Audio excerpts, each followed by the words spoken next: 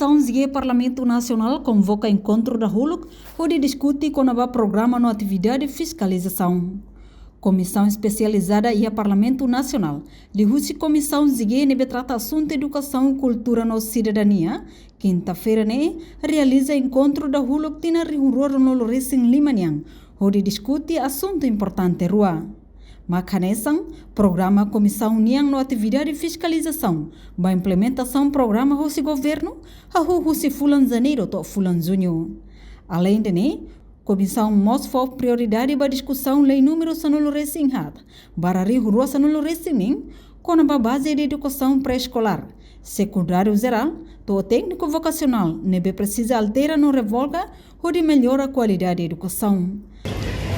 O primeiro encontro vai a comissão de NBAMI com a parte da rua e com a comissão de união de Carlos Zanito e a Polícia.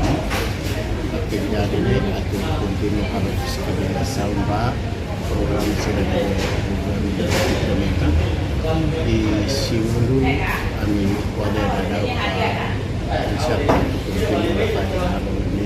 base da educação pré-escolarnya e a secundária geral ou técnico nacional.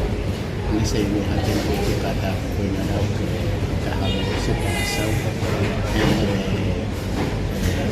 de educação pré-escolarnya ou secundária geral do Ministério do Ensino Superior na UFT. Kaya naman hoy wala na po programa namin. Kami tenta to que 2025 a nível de produção de base de educação para pré-escolar ou para secundária educacional. Kaya naman atividade a missão essa atividade de fiscalização e ao mesmo tempo kalau a pensa pública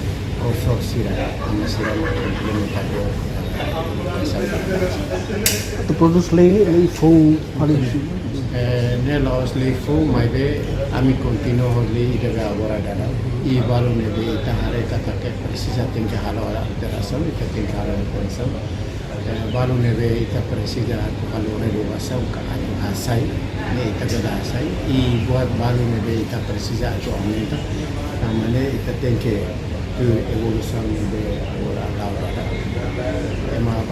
Reportagem Melda Fátima, televisão te propôs. Janela informação ba emogoto. Atua tem informação atual dia Clio. Kita haluha. Haneham botão subscribe, like. Halo comentário no fahe tutang ba media sosial hoto.